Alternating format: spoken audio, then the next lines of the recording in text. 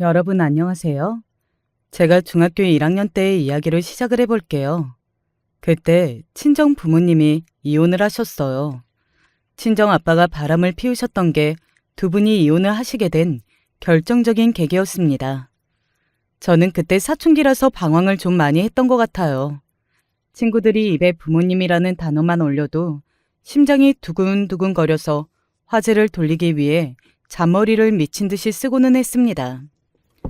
저는 그런 것에 워낙 예민한 아이였던 듯 싶네요. 그러다가 우연히 옆반의 어떤 애가 저희 집 사정을 우연히 알고서 저를 떠봤었죠. 야, 너 작년에 부모님이 이혼하셨다면서? 그거 진짜야? 뭐? 갑자기 그게 무슨 소리야? 누가 그랬는데? 어디서 듣고 이러는 거야? 우리 엄마가 그러던데? 부모님 이혼하셨다는 거 아니야? 그럼 우리 엄마가 잘못한 건가? 이런 상황이 뭔지 아시나요? 맞다고도 못하고 아니라고도 못합니다. 진퇴양난이었던 것이죠. 저는 얼굴에 열이 오른 채로 아무 대답도 못한 채 자리를 떴고 은근하게 소문이 퍼졌어요. 제가 이혼 가정의 자식이라는 이야기가 말입니다. 사실 그게 뭐 대단하거나 신기한 일도 아니었고 따라서 잠깐 흥미로운 소문이 되었을 뿐 아무도 진지하게 그걸 파고들지 않았어요. 하지만 저는 그 사안에 대해 굉장히 예민한 아이였기 때문에 혼자 피해의식에 시달리며 모두가 저를 우습게 여기고 깔본다는 생각을 자꾸만 하게 됐습니다. 방금 쟤네들 내 쪽을 보면서 수근거리지 않았나? 설마 내 욕을 하는 건가? 별것 아닌 상황에서도 저는 피해의식을 한껏 발휘하며 나를 세웠습니다. 저를 이렇게 만든 친정 부모님의 이혼이라는 선택이 근본적으로는 원망스럽고도 싫었죠. 이래서 부모라는 존재는 의도하지 않더라도 자식에게 상처를 쉽게 남기게 되는 법이라고 하나 봅니다. 못나디 못난 속을 끌어안고 지냈던 저는 자연스레 방황하는 애들하고 어울려 놀게 되었어요. 그러면서 더욱 엇나갔던 것이죠. 변명 같지만 어쨌든 그 나이는 호르몬에 지배되어서 이성적인 사고방식이 어려울 때였으니까요. 제가 어느새 공부는 뒷전이고 세상에서 제가 가장 불행하고 불쌍한 아이라는 착각을 단단히 한 채로 방황을 이어가고 있었을 때 저와는 다른 길을 걷던 사람이 있었습니다. 그 사람은 바로 제 친정 언니였어요. 친정 부모님의 이혼 당시 저는 중학생이었지만 언니는 고등학생이었죠. 그 시절은 새벽 같은 이른 아침부터 자정이 가까운 늦은 밤까지 학교에 박혀서 공부를 하던 시절이었거든요. 그래서 언니는 하루 종일 학교에서만 살았어요. 두 분이 이혼을 하셨다는 것도 나는 별로 체감이 안 되네. 학교에서만 하루 종일 시간을 보내고 주말에도 독서실에 나가니까 나는 온통 일상이 공부뿐이야. 아무리 중학생과 고등학교 사이에 차이가 꽤 있다고는 해도 말이죠. 저희 자매는 타고난 성향이라는 것 자체가 많이 달랐던 것 같아요. 언니는 차분하고 내성적인 성격인데 이건 아주 어렸을 때부터 그랬습니다. 저는 남의 평가와 시선에 연연하면서 지레 겁을 잡아먹고 가시를 세우고 예민하게 주위를 살피는 아이였는데 반면 언니는 무던하게 매사에 일에 일비하지 않는 스타일이었어요. 그랬으니까 부모님의 이혼이라는 큰 사건을 겪고 나서도 흔들리지 않고 공부나 할 생각을 계속했던 거겠죠. 무덤덤했던 언니는 자기의 하나뿐인 동생이 중학교 생활을 얼마나 개판으로 하든 말든 조금도 궁금해하지 않았고 신경을 쓰지 않았답니다. 늦은 시간이었던 깜깜한 밤, 야간 자율학습까지 다 끝내고 집으로 돌아가던 길에 언니는 동네에서 저를 발견했었죠. 그 당시 표현으로는 소위 비행 청소년 정도로 보였던 그때의 저는 방황하던 친구들과 함께 335 모여 있었습니다. 그런 저를 발견하고 멀찍이서 눈을 마주쳤는데도 언니는 어깨를 으쓱하며 한숨을 크게 쉬는 게 전부였어요. 한 소리를 듣게 될까봐 겁을 내고 걱정이 됐던 저는 몇 분 뒤에 얼른 집으로 돌아갔는데요. 집에서 마주친 언니는 저에게 아무 말도 하지 않았습니다. 얼른 씻고 잘 준비를 다 마쳐둔 채 책상 앞에서 문제집을 펼칠 뿐이었죠. 저기, 언니, 혹시 아까 길에서 나 보지 않았어? 봤어? 그치? 나 본 거 맞았지? 근데 언니, 나한테 아무 말도 안 해? 무슨 말? 아니, 그냥, 혹시 나한테 무슨 할 말이 없나 싶어서. 할 말? 욕실에 치약 다 써가던데. 새거 어딨어? 너 알아? 치약? 새 거라면 선반 안에 들어있을 텐데? 그래? 그러면 네가 새거 하나 밖에다 꺼내놔. 어? 나한테 할 말은 그게 다야? 또 그러면 무슨 말을 해야 하는데. 문 닫고 나가. 나 자기 전에 50문제 풀고 자려면 지금부터 되게 바빠. 저는 멋쩍어서 조용히 언니 방의 문을 닫고 나왔습니다. 머쓱해서 자꾸 머리를 매만지게 됐죠. 친정 엄마가 저 쓰라고 화장대 위에 용돈을 올려놓고 가신 게 눈에 들어왔습니다. 이혼 후에 엄마는 뭘 하시는지 모르겠지만 바쁘신 듯 하였어요. 친정 아빠가 바람을 피우신 것 때문에 이렇게 된 것이었으니 아마 마음의 상처가 너무 깊어서 그걸 잊기 위해 이런저런 외부 활동을 하시는 것으로만 생각하고 그리 알고 있었습니다. 그러는 동안에 방황하던 사춘기 소녀는 혼자 멋쩍게 머리나 매만지고 있었던 것이지요. 무슨 집이 이래? 내가 어떤 사고를 치든 관심도 안 줄 것 같아. 차라리 우리 집이 이혼 가정이라고 뒤에서 조롱해 댔던 윗반의 그 나쁜 년이 나한테 관심은 더 많을 것 같네. 엄마도 언니도 그리고 이혼해서 집 나가신 아빠도 아무도 나한테는 관심이 없구나. 화장대 위에 용돈을 챙기면서 우울해서 혼자 길게 중얼거렸는데 몇 분 후에 언니가 방 안에서 시끄럽다고 짜증을 내는 소리가 들려왔습니다. 그게 전부였죠. 저는 얼마 뒤에 그 용돈으로 화장품을 샀고 친구들과 노래방을 갔습니다. 공부는 여전히 뒷전이었어요. 조용히 공부에만 매진하던 언니는 대학을 무척이나 잘 갔습니다. 좋은 대학을 갔고 재학 도중 교환학생 프로그램을 통해서 유럽으로 가겠다고 하였죠. 유럽으로 가고 싶다고? 거기서 학교를 다니겠다고? 아휴, 거기가 어디라고 가? 뭘 한다고 거기까지 가려고 해? 안 가도 되는 거잖아. 유럽이 얼마나 멀고 낯설고 위험한 곳인데. 아무 유럽이나 가겠다는 것도 아니고 독일이에요. 선진국이니까 가서 인종차별을 당하고 험한 꼴을 볼지언정 쥐도새도 모르게 비명 행사하는 일은 없겠죠. 허락해 주세요. 교환학생을 가겠다고 언니가 그랬을 때 저는 입이 떡 벌어졌고 엄마는 고개를 흔드셨습니다. 무뚝뚝한 얼굴로 그런 대단한 발언을 이어가는 언니가 신기했고 놀라웠어요. 글쎄, 별로 내키지가 않는구나.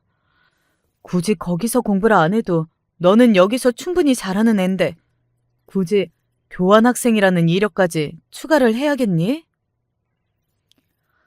엄마가 허락을 안 해주셔도 저는 어쨌든 갈 거예요. 뭐야? 그럼 대체 나한테 허락해달라는 말은 왜 했어? 그거야. 교환학생 이야기를 알려는 드려야 하니까 예의상 드린 말씀이었죠. 잘 다녀올게요. 제 입은 더 벌어질 수 없는 데까지 벌어진 뒤였습니다.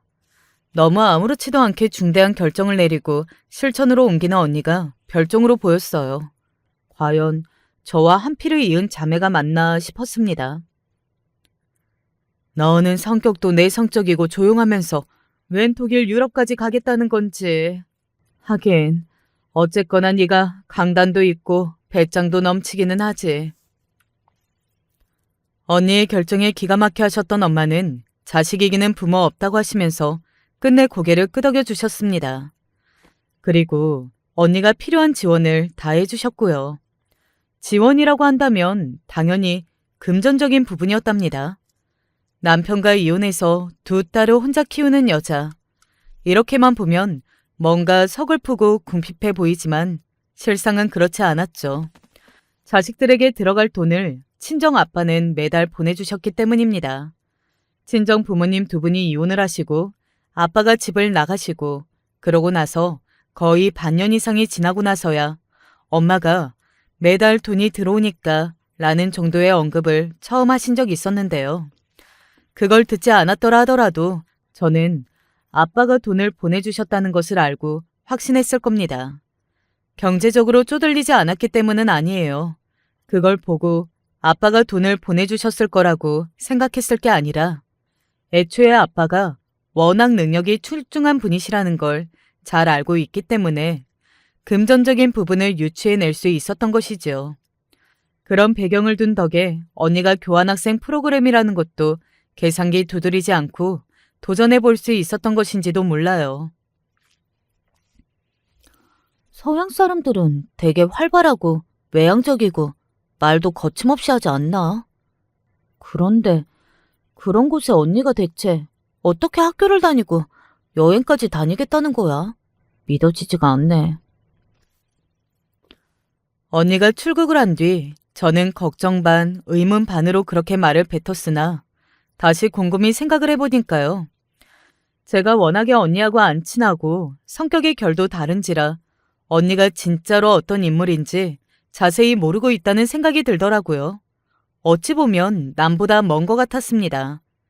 그런 저를 꿰뚫어 보고 계셨던 것인지 엄마는 이렇게 말씀하셨죠. 너희는 자매인데도 참 달라. 그치? 암만 해도 네 언니는 친탁을 한 게 분명해. 그러니까 겁도 없이 유럽이 어디라고 혼자 척척 가버리지. 너는 친탁을 워낙 안 해서 네 언니하고는 다른 거야. 친정 아빠가 공부를 잘하셨어요. 듣기로는 워낙 유년 시절부터 영특했다는 평가를 받으셨다고 하더라고요. 기본적으로 머리가 비상하고 성격이 차분한 듯하면서 대범하고 과감한 분이 바로 아빠이셨던 것이죠. 원래 친가 집안이 아주 넉넉하게 잘 살지는 못했어요. 형제들 모두가 누릴 거 다 누리고 살 수는 없었죠. 그래서 선택받은 한 사람이 바로 아빠이셨습니다. 집안의 모든 투자, 지원, 그리고 기대까지 다 받으며 성장하셨고요. 성공이라는 결과물도 당신의 가족들에게 다 보답을 하셨습니다. 이런 분이셨으니 아빠는 원래 결혼을 되게 잘난 집안의 고명따라고 하시려 했다네요. 근데 운명이 아니었는지 결혼을 준비하고 있었으나 뭔가 상황이 자꾸 안 맞아서 결국 파혼이라는 결말이 났던 거예요. 그 후로 아빠는 열심히 일에만 매진하며 지내느라 시간을 좀 흘러보내셨고 남들보다 결혼을 살짝 늦게 하셨습니다. 아빠의 지인이 외삼촌의 지인하고 아는 사이였다는 건데요. 어쩌다가 우연히 아빠와 엄마 두 분 사이에 다리를 놓았었죠. 친가에서는 엄마를 무척 반대하셨지만 결국은 두 분이 결혼을 하셨습니다. 제가 초등학교 저학년 때까지만 해도 엄마가 시집살이를 엄청 당하고 사셨어요. 친할머니뿐만 아니라 고모들이 엄마를 못마땅하게 여기셨거든요. 당신들의 눈에는 엄마가 안 찬다는 이유 고작 그것 때문에 말이에요. 내가 그런 서름 가득한 시간들 다 보내고 다 이겨내고 헌신적으로 내조까지 다 했는데 바람? 불륜? 암만 생각해도 어이가 없어. 이래서 사람은 믿을 게 못 된다고 하나 봐. 엄마가 울분에 차실만 했죠. 가슴에 큰 상처를 입으신 거예요. 그렇기에 이혼 이후 당신 스스로를 챙기시는 것만으로도 벅차셨을 것이라는 점을 저는 어떻게든 이해를 해보려고 했던 듯 싶네요. 못난 사춘기 시절이라고 하게 되었던 방황이었지만 다 지나고 나서 그때를 가만히 돌아보면 심적으로 방황이 되어서 그랬다기보다는 사실은 관심과 애정이 너무 고파서 그걸 받고 싶은 마음에 일부러 방황을 이어가려던 심리가 강했던 듯 싶더라고요. 하지만 각자 도생이었다는 것을 저는 너무 늦게 깨달았네요. 고등학교에 올라가자마자 솔직히 바로 후회했었어요. 내가 왜 되도 않게 똥폼을 잡으면서 방황을 즐기고 다녔을까? 왜 막 나가는 애들하고 어울려 놀았을까? 그럴 시간에 공부 좀 할걸. 차라리 만화책이라도 읽을걸. 왜 나는 내 인생에 하등 도움이 안 되는 개짓거리로 중학교 시절을 날린 거야? 후회돼서 미치겠네. 어디 가서 따질 수도 없잖아. 내 선택이고 내 잘못이었으니까. 명문대학교 재학생인 언니가 때마침 유럽으로 교환학생을 떠나자 저는 요즘 말로 멘붕이었습니다. 정신 상태가 와르르 무너졌다는 것이었죠. 방황하며 놀았던 과거가 창피하고 쪽팔려서 누구한테 말도 못했습니다. 이제 와서 공부를 하고 싶은데 문제집만 펼치고 나면 까막눈이 돼서 공부에 시작도 못하고 있다는 사실을 누구한테도 밝히고 상담할 수가 없어서 가슴 아리를 했어요. 맨땅에 헤딩을 하는 게 당시에 저였을 겁니다. 머리를 잡아 뜯어가면서 어떻게든 공부를 해봤죠. 노력은 배신을 하지 않는다는 아주 그럴싸한 표어를 책상 모서리에 적어놓고서는 열심히 공부를 했습니다. 그리고 어떤 결과가 나왔을까요? 바야흐로 대학 입학시험 날이 왔고요. 그날 기적은 일어나지 않았습니다. 수능 대박인지 않는 그런 거 제법 흔하게 일어나는 기적 아니었어? 시험지를 붙잡고 저는 손을 떨었습니다. 왜 행복한 기적은 남들에게만 일어나는 걸까 싶었네요. 미친 듯이 노력을 해보았으나 결과는 냉정하기만 했습니다. 그리고 친정엄마의 반응은 상상 이상으로 냉정했고요. 너는 이걸 시험 결과랍시고 낸 거니? 너, 정말 해도 해도 너무한 거 아니야? 저도 수능 망한 거 알아요. 죄송하게 생각해요. 그치만 엄마가 언제부터 저한테 이렇게 관심이 많으셨다고 그래요? 제 학교 생활에 조금 더 관심 가져주신 적 없었잖아요. 투정 부리지 마. 듣기 싫으니까. 네 언니는 지 아빠한테 조금 더 의지 안 하고 살기 위해서 그렇게 열심히 하고 뭐든 잘해냈는데 너는 왜 그러니? 잘하는 거라고는 하나도 없구나. 어디 가서 내 자식 새끼라고 하기에도 창피할 지경이야.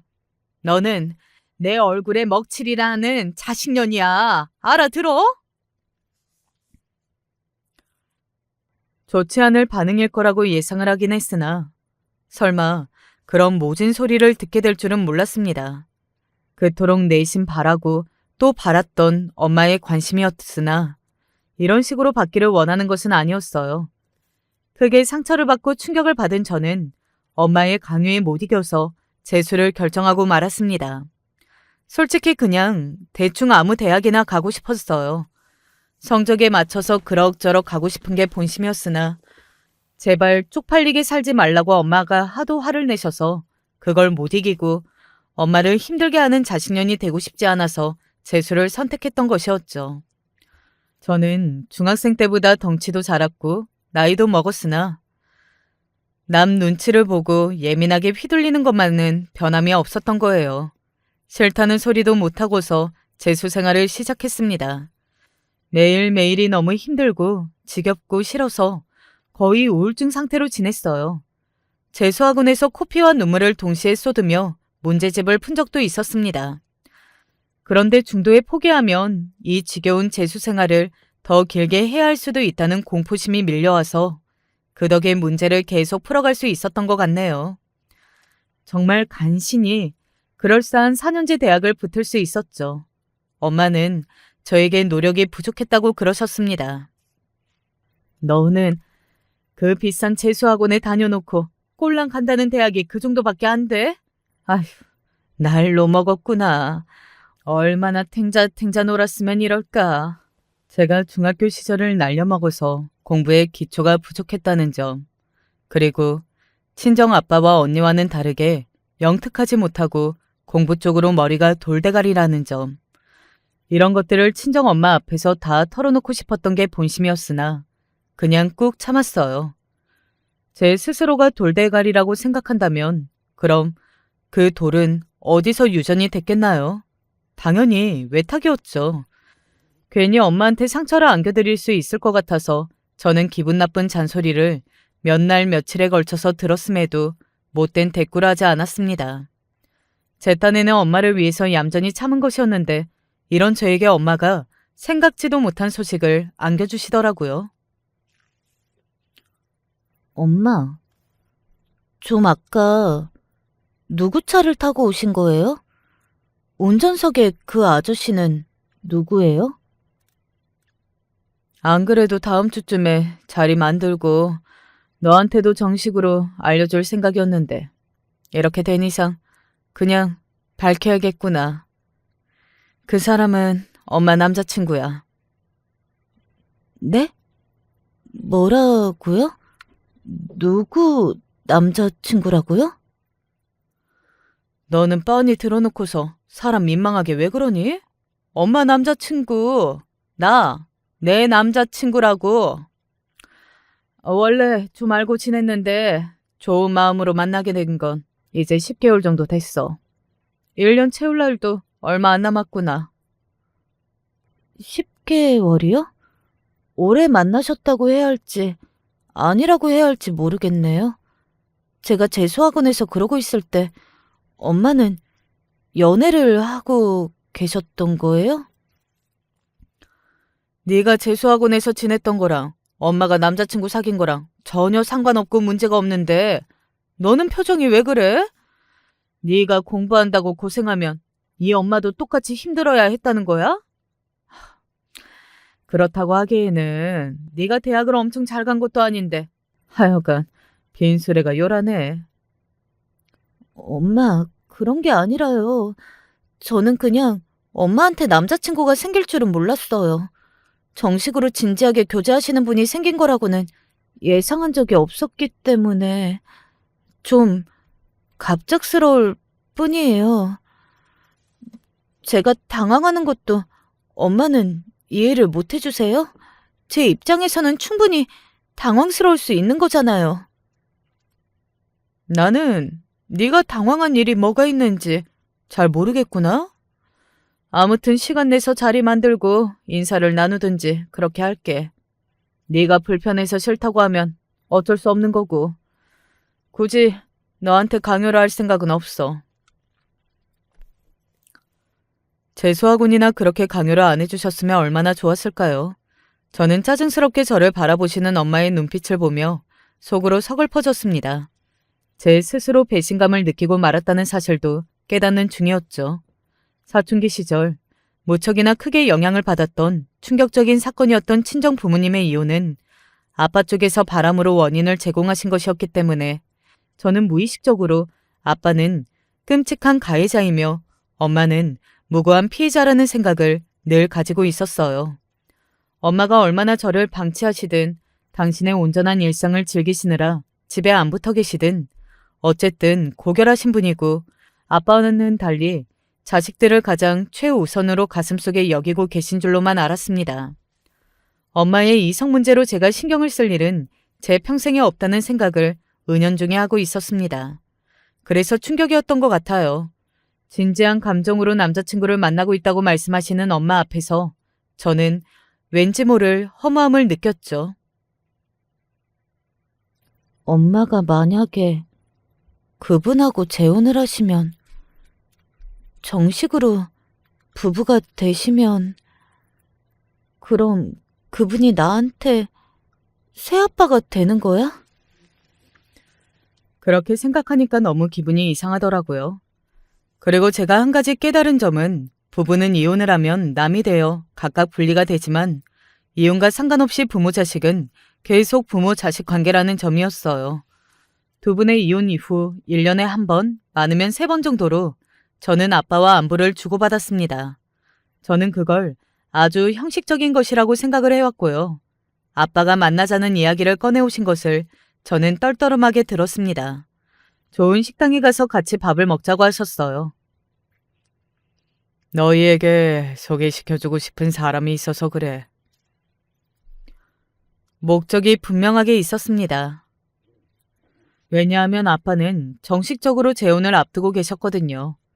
3년 정도 교제를 해오신 분과 사실혼 관계에 있는데 아예 혼인신고를 할 거라는 아빠의 말씀을 듣고 머리가 멍해졌네요.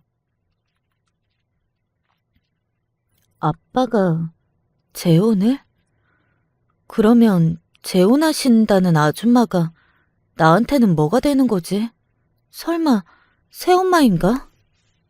어쨌거나 이혼과 상관없이 저는 아빠의 자식이었고 아빠가 재혼을 하신다고 해도 저는 변함없이 친자식이라는 당연한 사실이 그제서야 피부로 와닿더라고요. 만약에 엄마의 남자친구 이야기를 먼저 접하지 않았다면 아빠의 재혼 소식에 기분이 확 가라앉았을지도 모르는 일입니다. 저는 원체 이런 문제에 예민한 성격이었으니까요.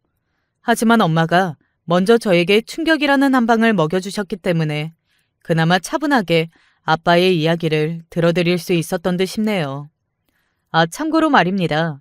두 분이 이혼하시게 되었던 옛날 그 당시에 아빠가 바람을 피우셨던 상대는 진작에 관계가 흐지부지 되어 사라진 지 오래였어요. 두 분이 정식으로 이혼을 끝내시기도 전에 그 관계는 진작에 정리가 되었던 것으로 말입니다. 그러니 아빠가 정식으로 재혼을 결심하신 분은 옛날에 그 상대하고는 조금의 연관도 없었고요. 나아가 엄마보다 3살 아래 그리고 이전 결혼 생활에서 얻은 아들 하나가 있다는 게 그분에 대한 기본적인 정보였네요. 달갑지 않았어요. 솔직히 별로 만나보고 싶지가 않았죠. 어차피 재혼은 이미 결정이 다 나 있고 자식의 인정과 축하를 받고 싶다는 의도인 것이 뻔히 보이는데 굳이 제가 좋은 걸 얹어드리고 싶지는 않았거든요. 그렇게 제가 삐쭉삐쭉 모난 가시를 마음속에 세우고 있었고 아빠는 그런 저를 억지로 설득해내실 재간이 없어서 한숨만 내쉬고 계셨죠. 하지만 그때 변수가 일어났으니 제 친정언니 말이에요. 언니가 그때 결혼을 전제로 연애 중이었던 거예요. 아빠가 재혼하신 분을 소개해 주려고 자리를 만들고 싶어 하신다고? 마침 잘 됐는데? 나는 지금 만나는 남자친구하고 결혼할 생각이 있거든. 그러면 어쨌든 아빠한테 남자친구를 보여드려야 하잖아. 이참에 한 방에 해치우면 되겠다. 남자친구도 우리 집 상황을 이해하는 게 그럼 더 금방 되겠지. 나는 별로 그 자리에 안 나가고 싶어. 왜? 네가 뭐 사춘기 애야? 감정적으로 너무 그러지 마. 철없어 보여. 언니는 매사에 이성적이어서 좋겠다. 너도 사는 것보다야 나는 나로 사는 게 더 좋기는 하지. 쓸데없이 감정 앞세우지 말고 얌전히 참여할 생각이나 해. 내가 싫다고 하면 나 그냥 빠져도 되는 거지. 네가 굳이 끝까지 철없이 굴겠다면 말리지는 않을게. 그러면 너는 아빠가 어떤 분과 재혼하시는지 앞으로 모르고 그냥 살아도 된다는 거지?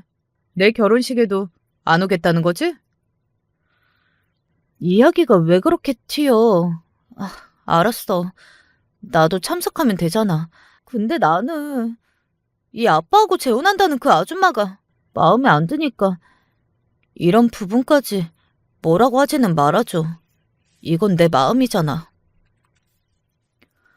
언니와 투닥거리고 나서 며칠 뒤 자리에 나갔는데 당연히 어색했죠. 아빠하고도 어색할 판국인데 이야기로만 전해들은 아빠하고 재혼하실 아주머니하고 같은 테이블에 앉아있는 게 그렇게나 불편하고 어색할 수가 없었습니다. 언니는 잘도 자기 결혼 계획을 나불나불 떠들더군요. 아무렇지 않아 보이는 언니의 얼굴을 보면서 저와 세상 너무 다르다는 걸 느꼈고 대단하다는 생각도 들었습니다. 그게 심통이 나서 저는 심기 불편하다는 기색을 드러내고 있었죠. 그런 제 눈치를 아빠가 살피는 걸 내심 즐기고 있었던지도 몰라요. 언니의 말 맞다나 저는 아직 철이 없었죠. 괜히 부모님의 이혼 때문에 예민해져서 방황하느라 망쳤던 제 중학교 시절이 생각나면서 저는 재수학원 시절의 울분까지 담아 그 아주머니를 못마땅한 시선으로 쳐다보고 있었습니다. 아들 하나 있다더니 왜 안 데리고 나왔대? 크게 뭐 하는 일도 없는 사람이라지? 한마디로 집안 배경 없는 사람이라잖아. 분명히 우리 아빠의 재산을 노리고서 접근한 거겠지. 두 분이서 재혼을 하든 말든, 그래서 행복하게 살든지 말든지 알아서 하라고 해. 나는 관심 안 둘 거니까. 제가 속으로 그렇게 투덜거리고 있을 때였습니다. 마치 제 생각이라도 읽으셨다는 듯 그 아주머니께서 옅게 웃으시더니 이렇게 말씀을 꺼내셨어요. 저희 아들은 같이 안 데리고 왔어요. 혹시 아들은 같이 안 왔는지 궁금해하고 있을까봐 알려드려요. 네? 아니요. 저는 별 생각 안 하고 있었는데요. 아들 녀석이 조금 남달라요. 어렸을 적에 교통사고를 당했거든요. 그때 후유증으로 지능이 어린아이 수준에 영영 머무르게 되었어요. 그리고 한쪽 다리도 걷는 게 살짝 불편하고요. 생각지도 못한 이야기를 듣고 난 저는 깜짝 놀라서 저도 모르게 언니와 마주보았고 그런 다음에 친정 아빠 쪽을 쳐다보았습니다. 왜 진작 이런 중요한 부분을 언지를 안 해주셨을까 싶었네요. 아빠는 어딘가 씁쓸하면서도 따스한 미소를 저에게 지어주실 뿐이었어요. 아주머니의 아들 이야기를 듣고 저는 괜스레 민망해졌던 것 같아요. 어느새 언니와 함께 저는 아주머니의 지난 인생 이야기를 귀 기울여서 듣고 있었습니다. 평범한 가정이었다고 해요. 적어도 자식들이 사고가 났던 그날 이전까지는 그랬다고 합니다. 자식들이라고 표현하는 것은 한 명이 더 있었기 때문이에요. 어린 형제가 멀쩡히 초록불의 횡단보도를 건너고 있었는데 대낮부터 술을 마시고 운전대를 잡은 어떤 미친놈 때문에 비극이 벌어졌습니다. 동생은 그 자리에서 숨을 거두었고 형은 살아남았으나 정신적으로, 육체적으로 커다란 후유증을 앓은 채 남은 평생을 살아가게 되었어요. 그냥 콱 혀 깨물고 죽을까도 생각했었네요. 아니면 아파트 옥상에서 뛰어내릴까, 베란다 밖으로 몸을 날릴까 이런 고민도 자주 했었죠. 하지만 불쌍한 내 새끼. 자기 눈앞에서 동생이 죽는 걸 다 보고 힘겹게 살아남아서 하루하루 병원에서 버티고 있는 남은 내 새끼를 위해서라면 인생을 차마 포기할 수가 없더라고요. 내 새끼 위해서 이 악물고 어떻게든 버티고 더 열심히 살아야겠다고 마음을 고쳐먹었어요. 하지만 내 새끼의 아빠라는 그놈은 저와 생각이 달랐더라고요. 아주머니는 남편으로부터 이혼 선언을 받았다고 합니다. 도저히 바보가 된 자식 새끼를 끌어안고 살아갈 자신이 없으니까 조금이라도 더 젊었을 때 자유를 찾고 새 출발을 하고 싶다면서 그런 망발을 짓거렸다고 하네요. 분노한 아주머니는 절대 이혼 같은 거 안 해주려고 하셨으나 이혼을 안 해주면 천벌을 받을 거라느니 지옥에 떨어질 거라느니 이런 개소리를 하면서 심지어 아주머니를 해할 부적까지 받아온 시댁 사람들의 징글징글한 작태 앞에서 오래 버티실 재간이 없었다고 합니다. 아픈 자식에게 하등 도움이 안 되는 작자들 따위 차라리 이쯤에서 치워버리는 게 낫겠다고 여기신 거예요. 그래서 결국 이혼을 하셨다네요. 아주머니는 당신의 친정 식구들과 함께 혁심을 하며 장사를 시작하셨고요. 밤낮 없이 노력을 다하신 결과 다행히도 그게 잘 되었습니다. 아픈 아들 녀석 말이에요. 내가 평생 데리고 갈 거예요. 나의 책임이에요. 이 책임을 절대 남에게 같이 지자고 할 생각은 없습니다. 아들을 위한 돈은 진작에 꽤 벌어두었고요. 혹여나 내가 그리 오래 살지 못하고 세상을 떠더라도 아들 녀석은 저희 친정 식구들이 다 돌봐줄 거예요. 이미 이야기가 다 된 부분이에요.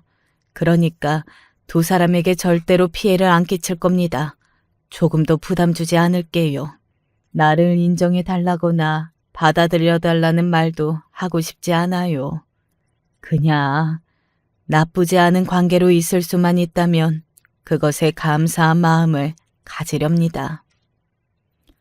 아주머니는 무척이나 정중한 태도로 말씀을 맺으셨고 저희 자매를 향해 고개를 꾸벅 숙여 보이셨어요. 그런 아주머니를 바라보시는 아빠의 얼굴에서 저는 편안한 기운을 읽을 수가 있었죠. 잔뜩 모난 가시가 세워져 있던 제 가슴이 갈 길을 잃더라고요. 솔직히 할 말이 없어졌던 것 같아요. 저는 어쩌다 보니 그때의 친정 부모님의 진짜 이혼 비하도 알게 되었습니다. 아빠가 바람을 피우시는 바람에 그게 이혼의 불씨가 되었던 것은 맞았으나 그 이전에 이미 두 분의 관계가 너무나도 소원해져 있었더라고요. 도저히 정상적인 부부 관계라고 보기에는 어려울 정도로 이미 그렇게 되어 있었던 거예요.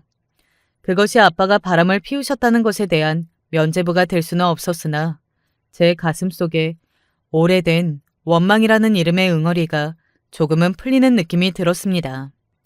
아빠와 아주머니는 함께 식사 자리를 가졌던 이후 3개월여가 지나서 정식으로 재혼을 하셨습니다. 엄마는 남자친구와 만남을 이어가고 계셨고요. 언니는 얼마 후에 결혼을 했어요. 결혼식을 올리고 한 달도 안 지나서 미국으로 건너갔습니다. 형부가 미국에서 상상 초월의 연봉을 받으며 거대 기업을 다니고 있던 능력자였거든요. 물론 형부의 집안 자체도 엄청 대단하고요. 엘리트 집안이에요. 언니 또한 보통 내기가 아니니까 그런 집안에서 난 형부 같은 능력자와 결혼한 것이었겠죠. 저는 그냥 평범한 직장인이었습니다. 널리고 널린 중소기업에 다니는 직장인 말이에요. 이런 저에게 엄마는 화를 내셨죠. 너는 집안의 돌연변이야 뭐야? 다들 자기 대학 간판보다 더 나은 곳에 취업을 하려고 아등바등 그러고 지내는 게 요즘 청년들이라고 하는데 너는 왜 네가 나온 대학 간판보다 별로 수준이 안 높아 보이는 곳에 취직을 했니? 엄마, 죄송하지만 제 수준에서는 이게 최선이거든요. 더 좋은 곳 어차피 저는 못 가니까 바라지 마세요. 얘가? 너 이제 아주 그냥 발전하려고 노력을 하는 신용조차 안 하기로 했구나. 엄마도 똑똑하고 잘난 거 아니시면서 자꾸 저한테 뭐라고 하지 마세요. 뭐야? 아휴, 네가 이제는 엄마한테 말도 막 뱉네? 그래, 너 마침 말 잘했다. 엄마는 남자친구가 세무사잖아. 이혼했지만 네 아빠는 말할 것도 없이 잘 나가는 인물이었고 너도 이 엄마 보면서 뭐 배우고 느끼는 게 없니? 결혼을 잘해야 돼. 남자를 능력이 있고 재주가 있는 놈으로 잘 만나라는 말이야. 자꾸 그렇게 별 시답지 않은 놈하고 만나서 엄마 속 뒤집어 놓지 말고. 엄마는 나한테 진짜로 관심도 없으면서 왜 이러세요? 그냥 제가 못난 자식이라는 점이 못마땅하신 것 뿐이잖아요. 저도 이제 다 컸는데 이런 식으로 뭐라고 하시는 거 진짜 달갑지 않아요. 저는 강한 척을 하면서 신경질적으로 대꾸를 했으나 속으로는 그렇지 못했어요. 엄마의 잔소리를 엄청 신경 쓰고 있었고 주변에서 저를 어떻게 볼지를 걱정하고 있었으며 언니도 결혼을 무척 잘했으니까 저도 결혼해서 많이 부족하면 안 될 것 같다는 생각을 하고 있었죠. 저는 대학 때 만난 남자친구하고 그럭저럭 잘 사귀고 왔는데 엄마는 마음에 안 들어 하셨습니다. 학벌이 별로인데 집안도 별로이고 인물도 별로라서 삼박자가 다 떨어진다는 것 때문이었죠. 제가 이 남자친구하고 서로 소원해져서 헤어진 뒤 엄마는 잘 되었다는 말씀을 하시면서 절대 능력 없는 남자는 만나지 말라고 하셨습니다. 집안이 조금 부족한 것이 학벌이 조금 부족한 것보다 낫다고 보셨고요. 머리가 좋고 자기 능력이 뛰어나며 이왕 지사 외모까지 따라준다면 이세의 얼굴 걱정도 덜 수 있다는 구체적인 엄마의 의견을 겉으로는 무시하는 척했으나 저는 속으로 담아두고 있었습니다. 제가 새로 남자친구를 만나게 되었다는 것에, 그러니까 엄마의 영향이 아예 없었다고는 말을 할 수가 없는 것이죠. 결혼을 전제로 만났던 것이었으므로 편의상 예비 신랑이라고 칭하겠습니다. 예비 신랑은 자타공인 명문으로 꼽히는 대학교를 나온 뒤에 우리나라 사람이라면 다 아는 유명한 기업에 다니고 있던 인재였습니다. 키도 제법 큰 편이었고요. 얼굴도 준수하였어요. 객관적인 조건이 이러하니 당연하게도 인기가 많은 남자였습니다. 집안은 그럭저럭이었어요. 예비 시댁 집안에서 예비 신랑이 가장 잘된 인물이었고요. 이런 부분에서 저는 제 친정 아빠가 연상이 되더라고요. 일찍부터 될성부를 떡잎이라는 걸 알아보고 그 가족들이 모든 지원을 다 몰아주었다는 점에서 동일했으니까요. 그리고 아빠는 당신이 받으셨던 지원의 수십, 수백 배를 보답으로 토해내셨을 만큼 성공을 거두셨고요.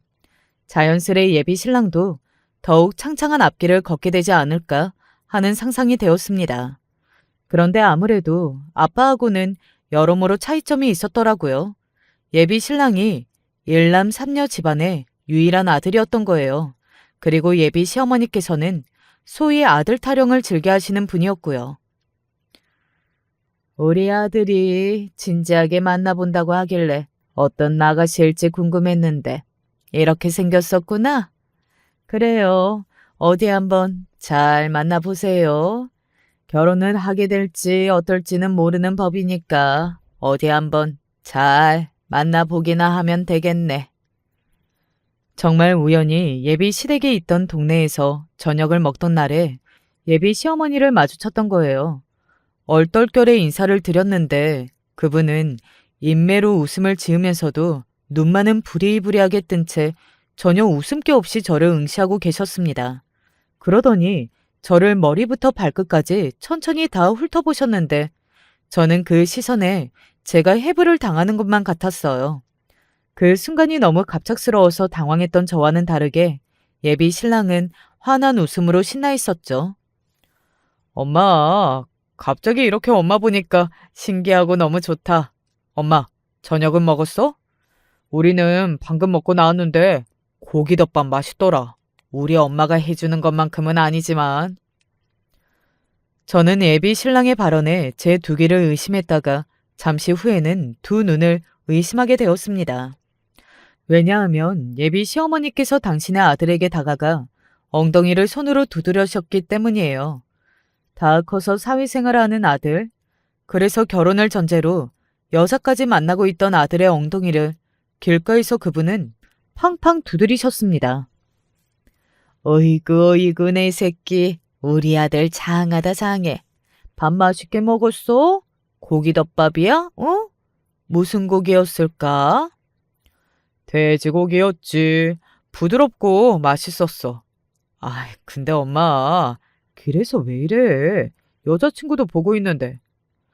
왜 돼지를 먹었어? 소를 먹어야지. 우리 아들 요새 회사 일 힘들다고 하더니 얼굴 다 상한 것 좀 봐라. 소고기를 든든히 먹었어야 했는데 아휴 이걸 어쩌나. 내 새끼 엉덩이 두드리겠다는데 누가 뭐라 그래? 누가? 아무도 뭐라고 못 그래. 설마 아들 이제 다 컸다고 엄마 손길이 싫다 이거야? 결혼이라도 하고 나면 이제 엄마는 찬밥 신세 되겠네. 갑자기 길 위에서 벌어진 모자의 아웅다웅에 저는 말문이 막혔습니다. 그때 알게 되었던 거예요.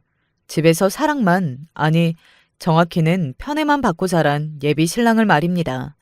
구김살이 없고 해맑고 거침이 없다 싶었더니 그런 성격에는 이유가 있었더라고요. 저는 아닌 척 굴면서도 사실은 남의 눈치를 살피고 기본적으로 예민한 기질이 있어서 저와는 다른 예비 신랑의 면모가 너무 좋았고 부러웠고 그래서 끌렸던 것인데 예비 시어머니를 직접 뵈고 나니까 왠지 떨떠름했어요. 특히나 예비 신랑이 입을 통해서 전해 듣기만 했었을 때는 그러신 분인지 전혀 몰랐기 때문에 많이 의외라는 감상이 들었던 것 같네요. 그래도 자식한테 무관심하고 그러면서도 자식의 못난 부분을 너무 싫어해서 그런 면으로는 잔소리를 끊임없이 해대는 우리 엄마보다는 호들갑 떨고 길에서 자식한테 우쭈쭈하는 엄마가 나을지도 몰라. 그리고 저는 그런 씁쓸한 생각도 했었죠. 얼마 뒤 그런 생각이 굳혀지는 계기가 있었는데 다니던 직장의 사정이 어려워지면서 인원 감축에 들어갔는데 제가 그 과정에서 너무 눈치가 보여서 그만뒀거든요. 저에게 압박이 들어오니까 다니는 게 지옥이라서 그런 선택을 한 건데 엄마는 그런 저를 향해서 작은 자리 하나 못 지키는 게 너무 나약하다고 그러셨습니다. 작은 위로의 한마디도 없었고요. 그때 예비 신랑은 회사에서 너무 바쁘고 큰일이 생겼다고 하면서 제 일은 뒷전으로 두었어요. 나 이번에 참여하게 된 일만 잘 끝나면 앞으로 회사 생활은 탄탄대로일 것 같아. 본인이 잘 될 생각에 그저 신이 나 있었죠. 제가 힘든 과정으로 퇴사를 한 건 아시고 아빠는 제안을 해오셨어요. 아빠의 회사에 들어오라는 것이었죠. 됐어요. 제가 가서 무슨 민폐가 될까 싶어서 걱정이네요. 경영학과 나왔고 마케팅 쪽 부서에서 일을 했지만 솔직히 전부 적성에 맞지도 않았어요.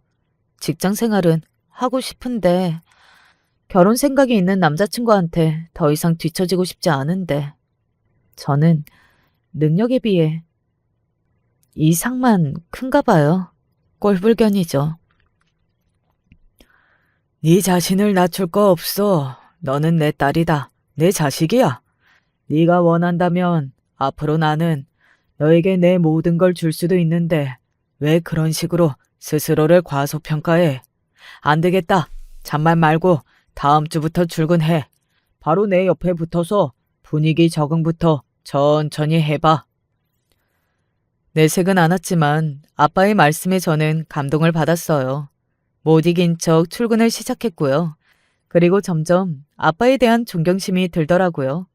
제가 아는 것 이상으로 대단하신 분이었던 거예요. 그리고 자연스레 아주머니하고도 가까워졌어요.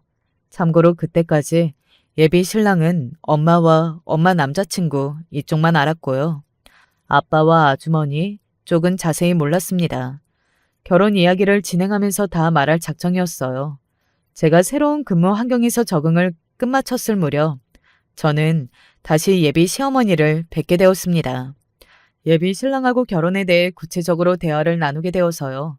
그러다가 예비 시어머니와 함께 주말에 점심이나 같이 하자고 얘기가 되었죠. 사실 그분 쪽에서 슬슬 저를 만나서 이런저런 대화를 나누고 싶다고 먼저 뜻을 주셨다네요. 그래서 단정하게 옷을 차려입고 자리에 나가서 약소하게나마 준비한 선물 먼저 드렸습니다. 은은하게 향이 좋기로 유명한 향수였어요. 예비 시어머니께서는 명품 로고가 찍혀있는 작은 쇼핑백을 받아드시고는 입술을 삐죽거리셨죠. 비서일 한다면서? 그래서 그런지 이런 쪽으로 머리가 돌아갔나 보네. 어느새 반말을 구사하고 계셨으나 저는 그런 건 크게 개의치 않고 순하게 웃어 보였습니다. 나는 젊은 여자들이 너무 이렇게 이런 쪽에 관심 많고 잘 알고 사치를 부리고 이러는 게 좋게는 안 보이더라. 아, 선물이 마음에 안 드셨어요? 제가 생각이 짧았나 봐요. 다른 걸로 혹시 바꿔드릴까요? 그런 게 아니라 기본적으로 골이 비고 치마는 짧고 이런 젊은 여자들이 마음에 안 든다는 소리야. 어쩌다 웬 비서일이라니? 격 떨어지게. 우리 아들이 꼴랑 비서나 만나려고 지금까지 피땀 흘려가며 열심히 달려온 게 아닌데.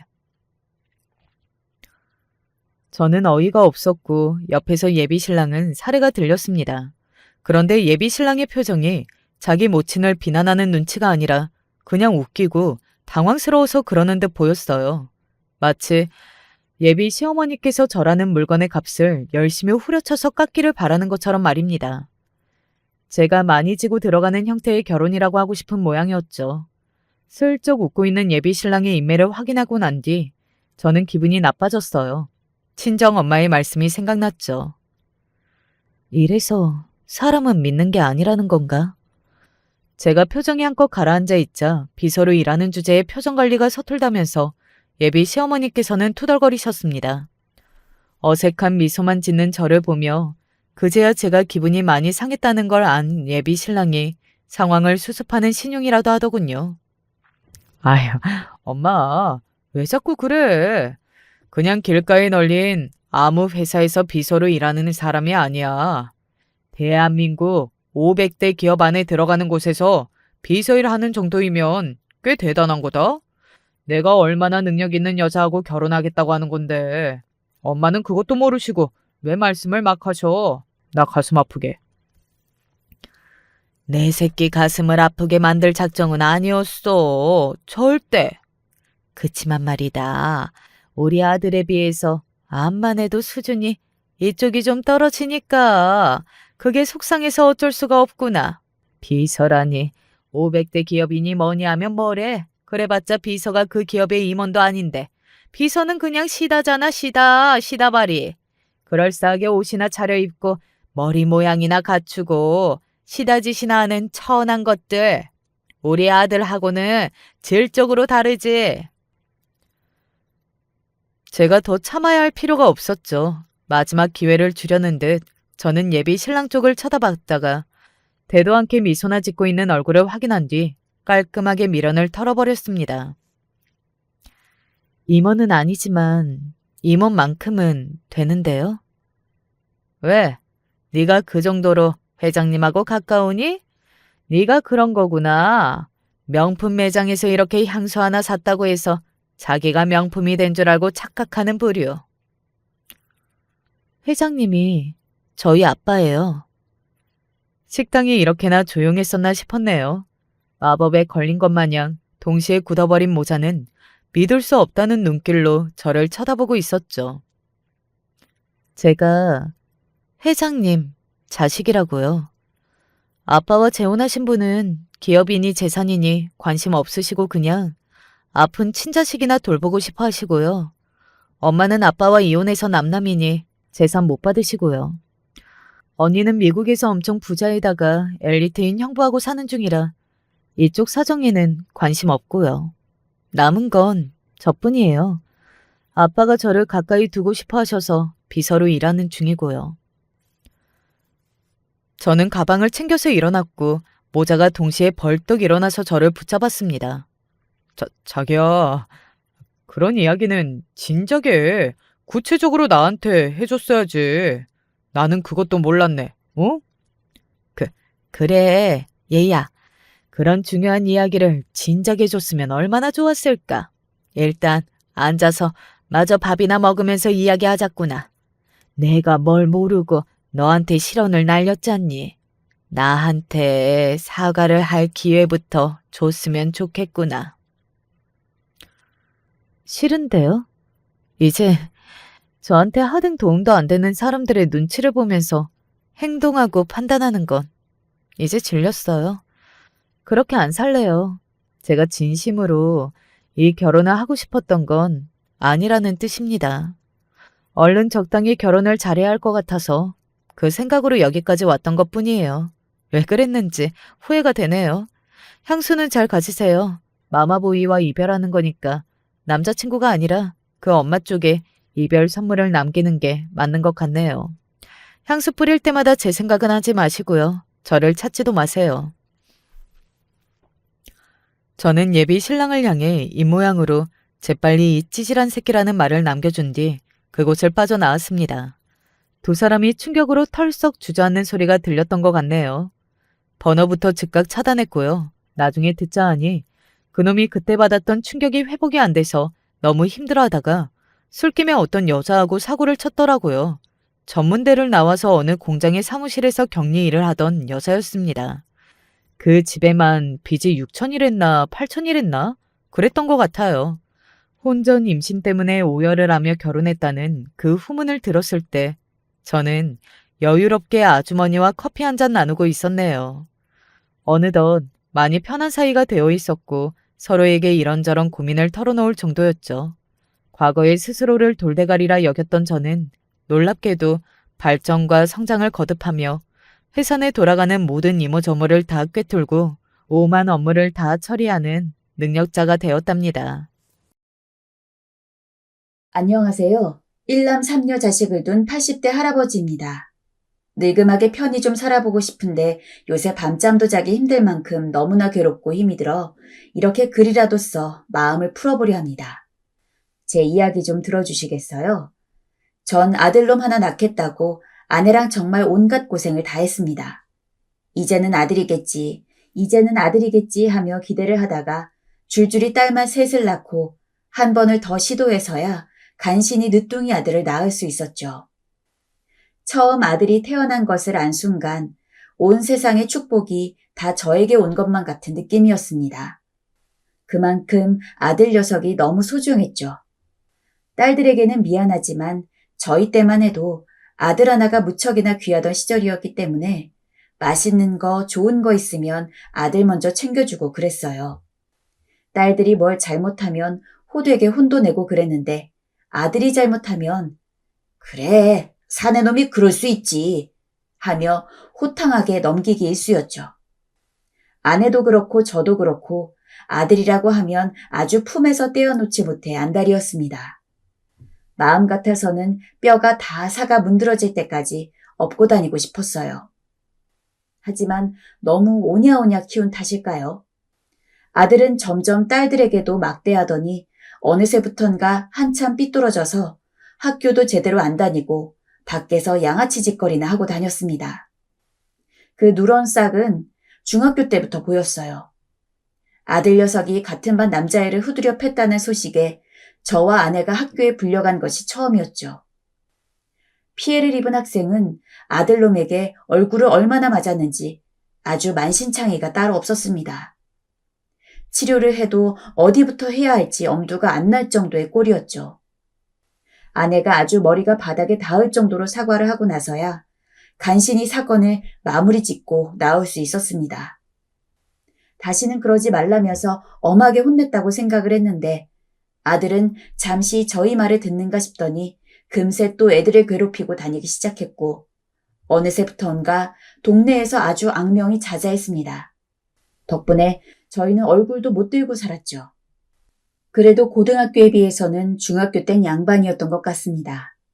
아들은 고등학교 가서 키가 훌쩍 컸는데 덩치가 어지간한 성인 남자랑 비교해도 밀리지가 않을 정도여서 그때부터는 저나 아내가 아들을 어떻게 할 수가 없더라고요. 평생 한 번도 간 적이 없던 경찰서를 아들놈 때문에 집 다음으로 자주 왔다 갔다 거렸습니다. 아이고, 아버님 또 오셨어요? 일하던 경찰들이 제 얼굴을 보고 그렇게 이야기할 정도였으니 제가 어느 정도로 경찰서에 자주 갔는지 말 안 해도 아시겠죠? 저는 도저히 이해할 수가 없었습니다. 아니, 하고 싶은 거 하게 해줘. 먹고 싶은 거 제일 먼저 챙겨줘.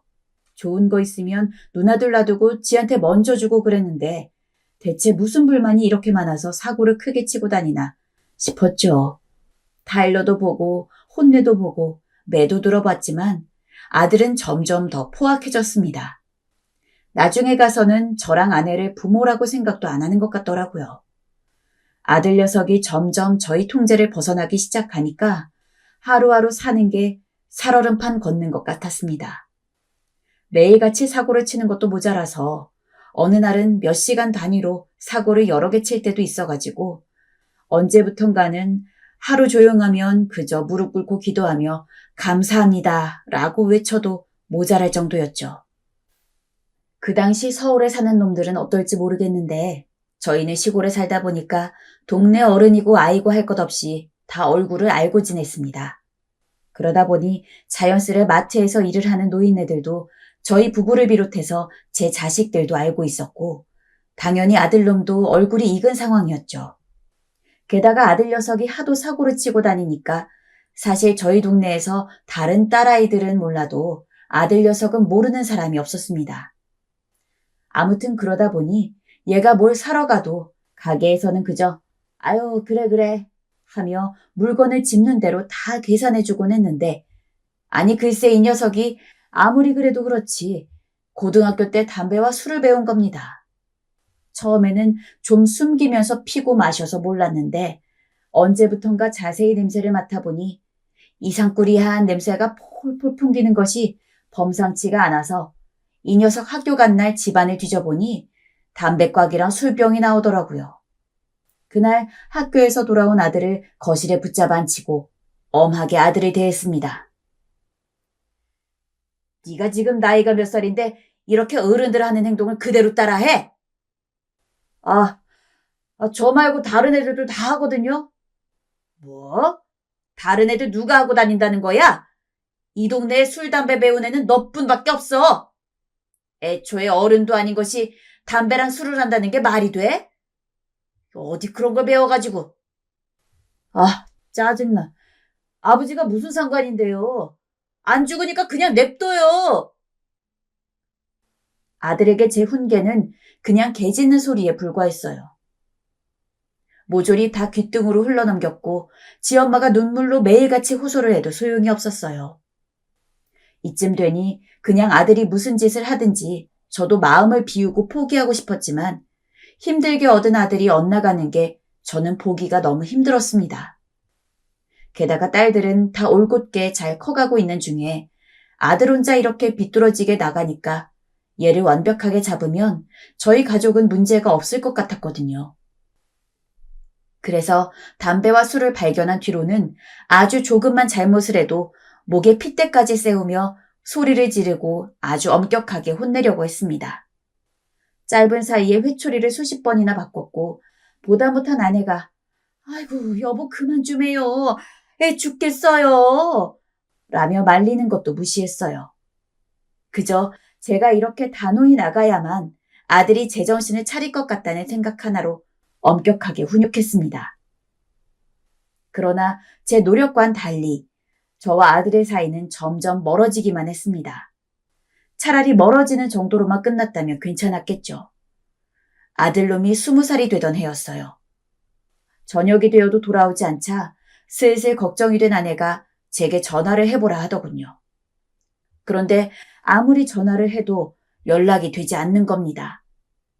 그때부턴 혹여나 뭔 일이 났나 싶어 너무 걱정이 되어 딸아이들을 먼저 재우고 아내와 함께 밤새 아들을 기다렸어요.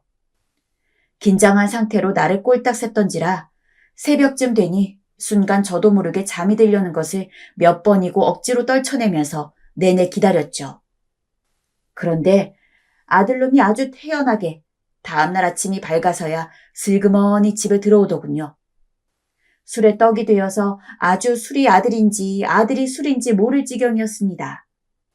현관문부터 술 냄새를 폴폴 풍기고 오는데 화가 너무 나서 소리를 냅다 질렀습니다. 너 이놈의 자식 지금 제정신이야? 그런데 제 말을 묵묵히 듣던 아들이 대뜸 신발을 내던지고 저한테 성큼성큼 다가와서 주먹을 날렸습니다. 한창 때인 젊은 남자애가 온 힘을 다해서 때린 탓에 저같이 왜소한 노인네는 안 날아갈 수가 없었죠.